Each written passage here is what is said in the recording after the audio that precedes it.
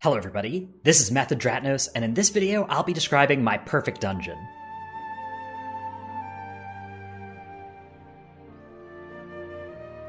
To me, dungeons are one of the best things about World of Warcraft, especially since Legion, when Mythic Plus was introduced.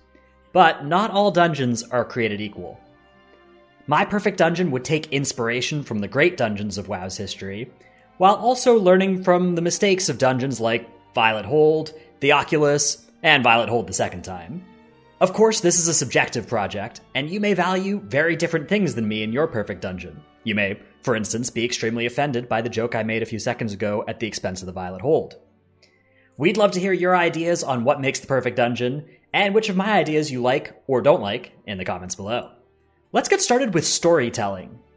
This may come as a surprise given my and Method's reputation for being purely focused on function over form. But I think that a good dungeon should tell a story, like the way Court of Stars has you infiltrating a Nightborn party, or Freehold has you joining a pirate crew. However, it's vitally important that the story does not get in the way of the gameplay, like in King's Rest, where every time you run the dungeon, you have an annoying cutscene after that third boss that interrupts your movement. The next concept I'd like to talk about is linearity. A linear dungeon is one where you go in a straight line from boss to boss, like Workshop, Upper Karazhan, and King's Rest. A non-linear dungeon is something like a Taldazar or Freehold, where the trash you fight and/or the order of the bosses is left up to you. While I have had fun in linear dungeons, one of my favorite things is to come up with a unique strategy to try out with a pull pattern in a non-linear dungeon. Compare the Underrot with King's Rest.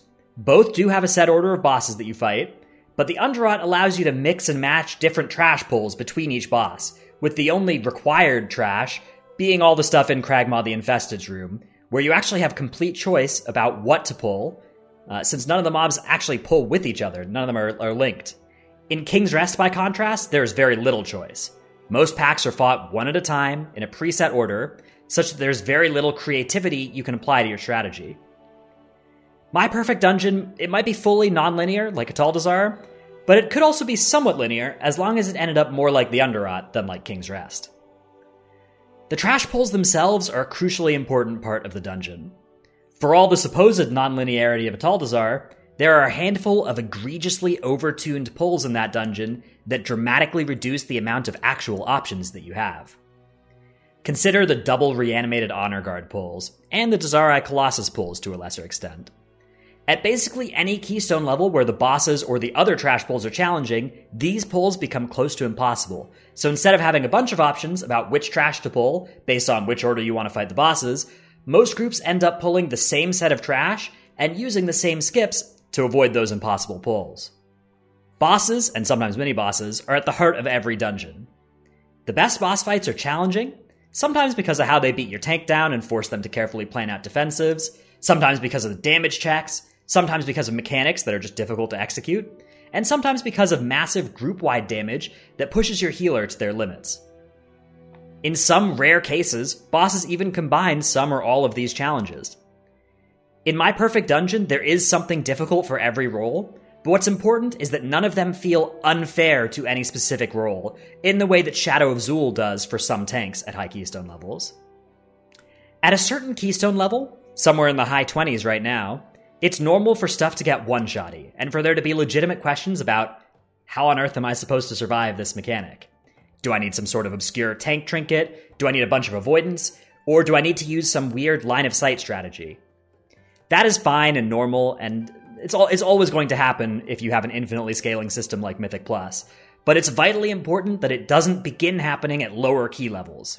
An example of this would be Skycap and Crag, the first boss of Freehold, especially on Tyrannical, where his Azurite Powder Shot hits for more than 500,000 before the keystone level even hits 20. My perfect dungeon would interact nicely with all the affixes as well. For instance, there are some combinations of dungeon and affix that are pretty brutal, like Bolstering and Siege of Borealis, or Sanguine and the Motherlode, and I think it's important that either the dungeons, or the affixes, or both, are designed with the other in mind to avoid those nasty combos getting too nasty. Here again, I'd hold up the Underrot as a dungeon where every affix feels impactful, but none feel impossible when they're active. Finally, class or spec-specific utility would be valuable but not mandatory in my perfect dungeon. Toldagor, for example, puts a huge amount of pressure on having a rogue for fast lockpicking and that combo of tricks of the trade in the cannon section. As a side note, my perfect dungeon would not have any gimmicky parts like the cannon section or the Ashvane spotter in Siege of Borealis that kill the trash for you while all you have to do is keep them CC'd for a couple of seconds. Anyways, back to class utility.